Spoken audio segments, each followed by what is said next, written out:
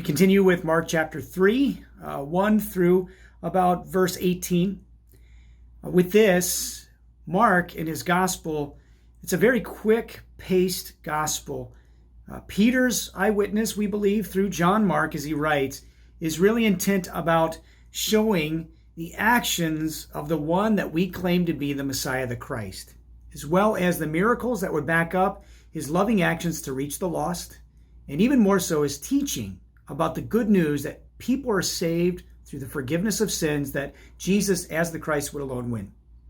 So we continue to further ourselves in these details, asking ourselves, is Jesus truly the Christ? Mark, of course, and Peter's eyewitness says, he is indeed. There is no one else we need to put our hope in.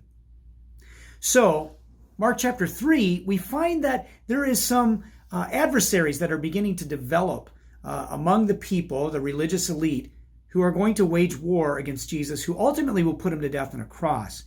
And the sticking point for this war against Jesus is going to be on their man-made laws surrounding the Sabbath day that God ordained, a day of rest for the people, which they had turned into a burdensome work of the law.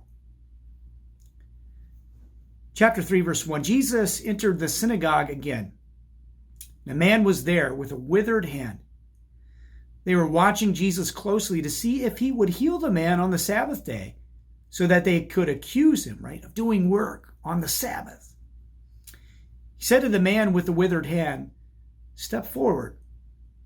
Then he said to them, "Is it lawful on the Sabbath day to do good or to do evil, to save life or to kill?"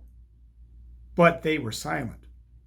Then he looked around at them with anger, deeply grieved at the hardness of their hearts.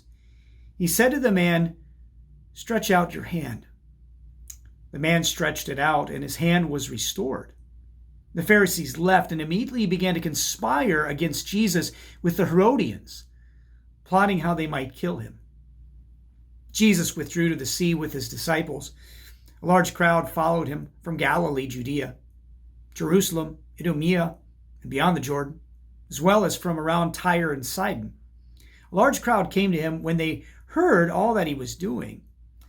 He told his disciples to have a boat ready for him because of the crowd, so that the people would not crush him. Since he had healed many people, all those who had illnesses were pressing forward to touch him. Whenever the unclean spirits saw him, they fell down in front of him, crying out, "You are the Son of God." But he warned them sternly that they should not tell who he was. Jesus went up the mountain, summoned those he wanted, and they came to him. He appointed 12 whom he designated apostles, so that they would be with him and so that he could send them out to preach, which is what apostle means, to be sent out, to have authority, to drive out demons. He appointed the 12, Simon, to whom he gave the name Peter, then James, the son of Zebedee, John, the brother of James, to whom he gave the name Boanerges, which means sons of thunder. Also Andrew, Philip, Bartholomew, Matthew, Thomas, and James, the son of Alphaeus. Finally, Thaddeus, Simon the Zealot, and Judas Iscariot, who betrayed him. This is the word for our consideration. Right now, I'd love for you to, again, review those 4 questions. What did you get out of this text? Where do you see the struggle? Where's sin evident? Where's God's grace, his love, his healing message of the gospel in word or in action? And what did you learn to pray for your life?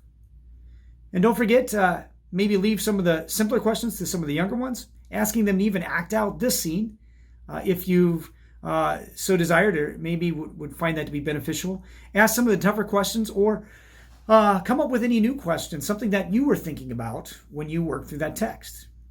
And for now, we'll leave it at that. We will see you again tomorrow.